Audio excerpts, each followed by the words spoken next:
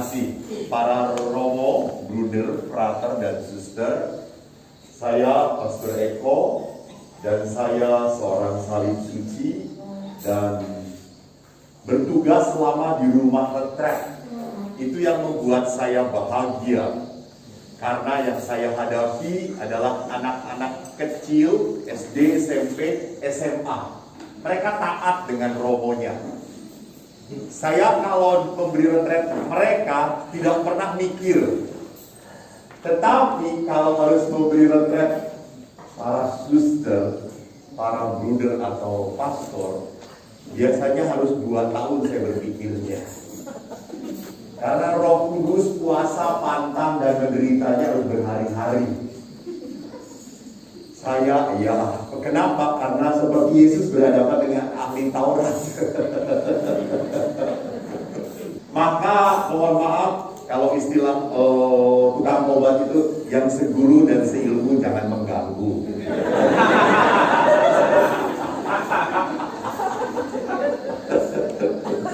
Saya diminta oleh Pastor Umar karena saya untuk dengan OMK kemarin, dengan penuh sukacita dengan OMK di Sirobu kami bermain, dan hari ini saya diminta sedikit berbagi. Saya berbagi.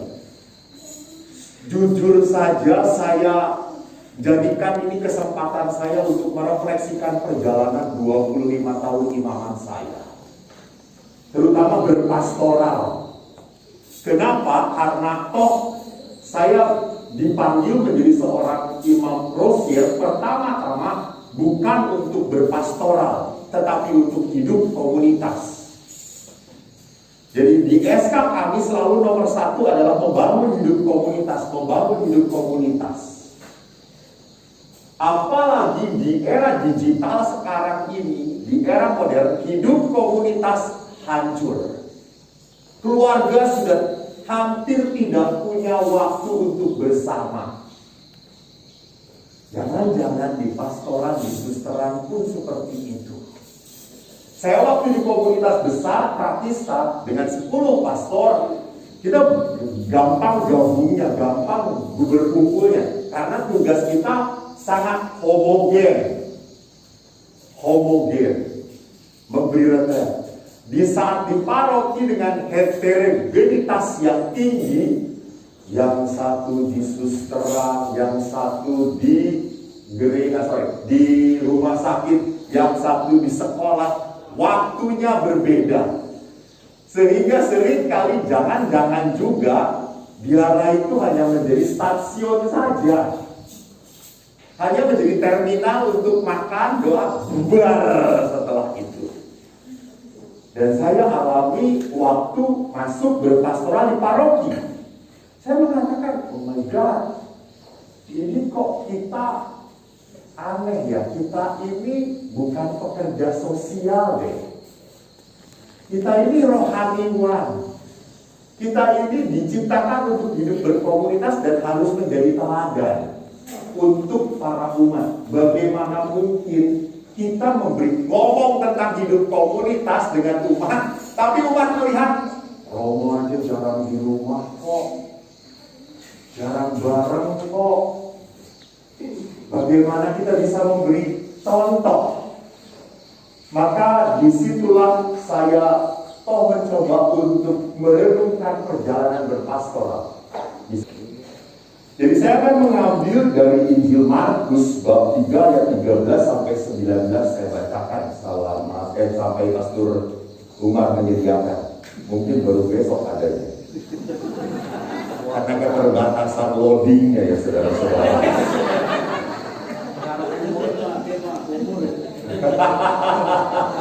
Jadi komputer boleh modern tetapi kepala belum modern. Kemudian naiklah Yesus ke atas bukit. Yesus memanggil orang-orang yang dikehendakinya dan mereka pun datang kepadanya. Ia menetapkan 12 orang untuk menyertai dia dan untuk diutusnya memberitakan Injil. Dan diberinya kuasa untuk mengusir setan. Ke-12 orang yang ditetapkan itu ialah Simon yang diberinya nama Petrus, Yakobus anak Zebedeus, dan Yohanes saudara Yakobus, yang keduanya diberinya nama Boanerges, yang berarti anak-anak guru. Selanjutnya, Andreas, Filipus, Bartolomeus, Matius, Thomas, Yakobus anak Alfeus, Tadeus, Simon orang Zelot, dan Yudas Iskariot yang mengkhianati dia.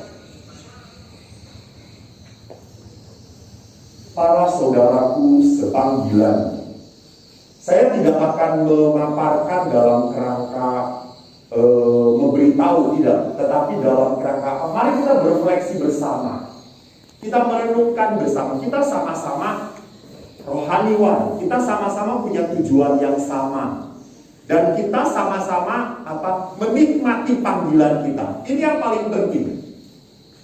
Karena mohon maaf para suster, mohon maaf, saya kalau memberi retret anak-anak, saya suka tanya, kamu mau jadi suster nggak? Enggak mau. Kenapa? Suster wajahnya menyerempet.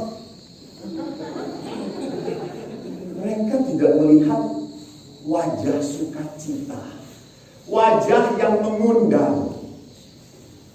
Pada saat mereka tidak melihat wajah yang mengundang, wajah penuh sukacita, mereka akan berkata, iya, suster-suster aja penuh dengan penderitaan, ngapain kita harus masuk ke suster? Sorry, ini saya kata-kata anak-anak ya. Kalau suster gak suka, jangan undang saya lagi, gak apa-apa. Saya kan hanya jujur. Tapi pada saat mereka mengatakan mau jadi pastor, mau, kenapa? Pastornya senang-senang, ketawa-ketawa semuanya. Itu para pastor.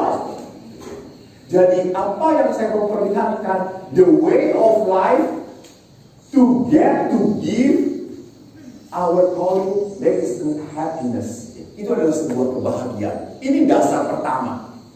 Jadi kalau kita dipanggil tidak bahagia, tidak nyaman dengan panggilan kita, saya jamin kita di rumah akan selalu menjadi troublemaker. Akan menjadi pembuat masalah, pembawa salib bukan pemanggul salib. Karena ada orang-orang tertentu gitu ya, kalau ya ini harus dapat giliran salibnya gitu ya. Jadi kalau dewan itu kalau sudah berkumpul, dewan provinsi itu pusing gitu ya. Ini taruh di mana? Jangan dia gitu. Ya sudah, provinsialat lagi gitu ya. Jadi perhatikan di sini kok saya melihat dasar pertama dari panggilan kita adalah apa? Kebahagiaan, kedamaian. Maka kalau saya refleksikan, pertama-tama bahwa maaf saya memerintah Romo Dekanus, mohon maaf ya para suster. Tapi kan Dekanus sudahlah menjadi pelayan, betul atau tidak? Iya, pelayan.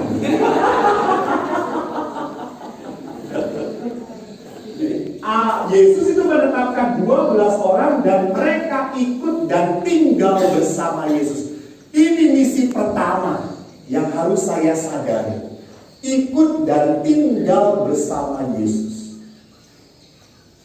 Jadi saya kok selalu melihat bahwa konflik batin, konflik ketidakdamaian dari seorang rohaniwan, pertama-tama bukan karena temannya siapa.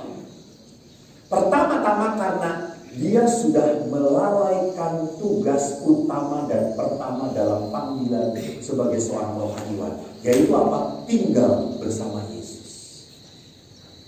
Doa. Jadi kalau saya kehilangan mood, kehilangan waktu, kehilangan kesempatan untuk berdoa, maka apa yang terjadi? Akan muncul sebuah pengalaman yang selalu desolasi, keterpurukan. Sewaktu saya memberikan tentang Santo Yohanes Paulus, ada sebuah kesaksian yang menarik dari seorang sekretarisnya, seorang kardinal. Kardinal itu berkata, Bapak Suci tidak pernah mencari waktu untuk berdoa. Bapak Suci itu mencari waktu untuk melayani.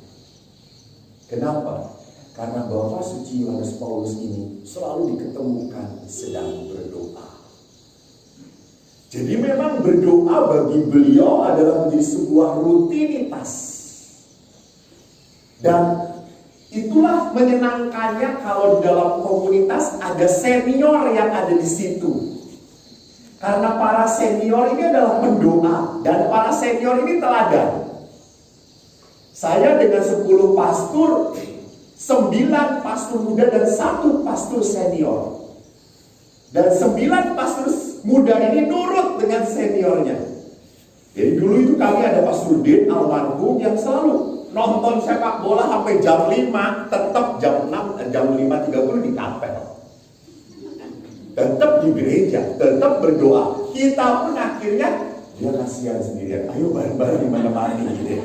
Jadi kita karena waktu itu pastor-pastor muda tolong blow on dan tidak tahu diri. Jadi misinya ke kapel tuh nemenin pastor ini gitu ya. Bukan mau berdoa. Tapi apa yang mau saya perlihatkan bahwa di sini lihat ada sebuah rutinitas yang akhirnya dijaga oleh kami. Sehingga kami tidak pernah melupakan identitas kami rohaniwan. Maka identitas rohaniwan itu hanya bisa dijaga dengan tinggal dan menetap dalam Yesus. Dan yang kedua, saya menekankan di sini, diutus memberitakan Injil dan ambil bagian dalam tugas Yesus, dan dikatakan mendapatkan kuasa. Dan sekali lagi, kuasa itu hanya didapatkan dari sebuah intimitas dengan Allah.